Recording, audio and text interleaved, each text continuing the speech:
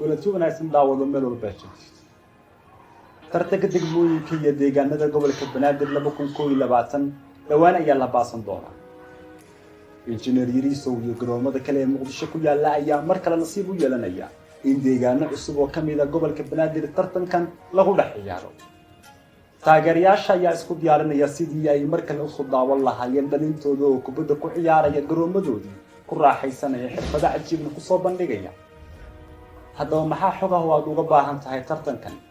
maxaa ku dhacay degmada Cabdicasiis waa sidee gurubyada tartankan ee la ciyaarayo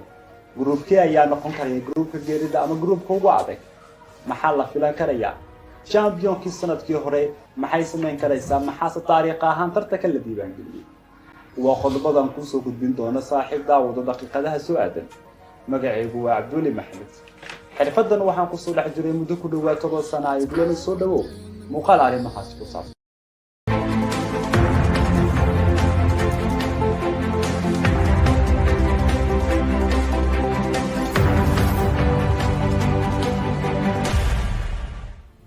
markii ugu horeysay la ciyaaray tartanka degmooyinka iyo deegaanada gobolka Banaadir tan iyo burburkii dawladii dhexe waxa uu ahaa sanadii 2011 Dharkele iyo Yaaqshid ayaa gaaray finaalka ciyaaraha si xiisaha badnaa degmada Dharkele ayaana xilligaas noqotay kooxdii championka ama guuleystayaasha tartankan waa uu soo socday ilaa iyo heerkan laakiin lama ciyaarin 2012 iyo 2013 ee waxa la ciyaaray 2014 xamarweyne ayaa 2 gool iyo 1 gool uga qaaday degmada Waaberi ee gobolka Banaadir sanadkaasi 2015 ayaa markale la isqabtay tartanka degmooyinka iyo deegaanada gobolka Banaadir markii labaad Waaberi waxay gaartay finaalkii tartankaasi laakiin 1 gool eber ayaa looga adkaaday isla sanadkaasi degmada Boondheere ee gobolka Banaadir ayaana guuldaradu soo saartay degmada Waaberi 2016 markale lama ciyaarin tartankan oo hakad ayuu galay laakiin 2017 markii ugu horeysay taariikhda Soomaaliya kadib burburkii dawladii dhexe xilli habeen ayaa la isku qabtay gudaha magaalada caasimadda ee Muqdisho Konis ayaa nasiib u yeeshay inay ku kulmaan kumanaan mucaashaqiin kubadda cagta kuwa oo intooda ugu badan aanan taariikhda arkin iyadoo Soomaaliya xilli habeena tartan caalami ah lagu ciyaarayo Waaberi oo markii saddexaad gaartay finaalka tartankan iyo degmada Hodan oo iyadoo sanadkaasi carrada ku socotay ayaa finaalka isla tagay 3 gool iyo 1 gool ayaa looga adkaaday degmadii Hodan ee gobolka Banaadir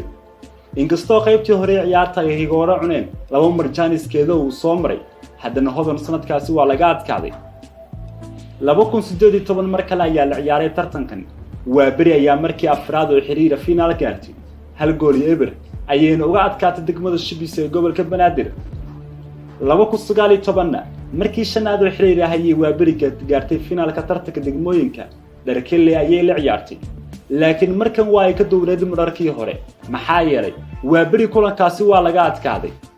dhammaan 4 mar ay tagtay degmada Waaberi ee gobolka Banaadir tartankan finaalihiisa hal marna ciyaartu baraajamaysan ku dhammaan waqtigii caadiga ee loogu talagalay tan waxa lagu micneynayaa ayaa la leeyahay in Waaberi ay sanadkaasi guuldareysanaysa marka la fiiriyo maadaama Dharkele kulanku si adag ay u la ciyaartay finaalkiina gool la'aan eber oo ku dhamaaday rigoorayaalla Waaberi looga qaaday sidaasi 2020 saaxiibayaal tartankan waa la ciyaaray Shangani iyo degmada Cabdicasiis ee gobolka Banaadir ayaa ciyaaray kulan xiiso badnaa Shangani ayaana ku guuleystay tartankan markan waxa uu ahaa taariikh aad u dheer kadib Shangani markii ugu horeysay ay tartan ka qaado 2022 waxa la sugayaa oo indhaha lagu wada hayaa waxa ay tahay degmada noqon doonto ama deegaanka noqon doona guuleystayaasha sanadkaasi oo dhammaanteen aynu hadda xiiso u qabnay inaynu aragno una hambalyeeno gruubyada tartankan aad ayuu xiiso badan yahay marka la fiiriyo sida gruubyada loo sameeyay ala gruub 5 degmo ayaa laga dhigay sanadkan degmada Cabdicasiis ee gobolka Banaadir ayaa tartankan ka maqnaan doonta saaxiib daawade laakiin gruubkooda qayb ayay ka ahaanaysaa oo koox walba ku aada forfait ayaa loo xisaabin doonaa dhibcihiina waa loo qori doonaa kooxda kale sababo ganax awgeed ayay Cabdicasiis sanadkan ku seegaysaa muuqaalo kale ayaynu ka sameyn doonaa Cabdicasiis soobaha xilligan ay tartanka uga maqnaanayso ganaaxa la ganaaxay waxa uu yahay ilaa xilliga uu qaadan doono iyo haddii maalmaha dhiman racfaan uu furan yahay gruub bal aan ku xisaabiyo degmooyinka ku kulmaya sanadkan ama iskugula jira Shangani warta nabadda Chris Bailey gobadle iyo xamar weyne ayaa ku kulmiyay groupka koowaad ee tartankan groupka labaad ee group B isaguna xiise zaid ah ayuu leeyahay markay kulmayaan Cabdilcasiis Yaaqshid Hiliwa Daynile iyo Bondele sida aan ku sheegay Cabdilcasiis groupkan waa lagu xisaabin doonaa laakiin ma ciyaarayso wax tartana kadib ganaaxii uu saaray maamulka ciyaaraha ee gobolka Banaadir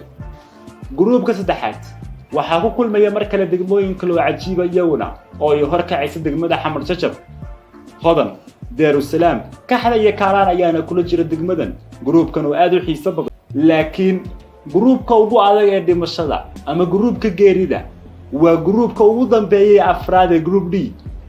waxaa ku kulmaya degmooyinka tartankan ugu xiisaha badan ee indhaha lagu wada hayo 5 degmo ayaa ku madlan saaxiib tartanka groupkan falaqeyn ayaa ku sameyn doonaa ee balse aan marka hore ku dulmaro Dharkenley waa bari halwadaag shibis iyo wada jir ayaa ku kulmaya groupkan ka oo la leeyahay waa groupka ugu xaraarada badan marka la daawanayo ciyaarihiisa iyo habka ay u dhacayaan haddaba haday sidaa tahay siday isu groupyo u yihiin degmooyinka iyo deegaanada gobolka Banaadir bal aan ku sii xog kale ku saabsan heerka groupyada ee tartankan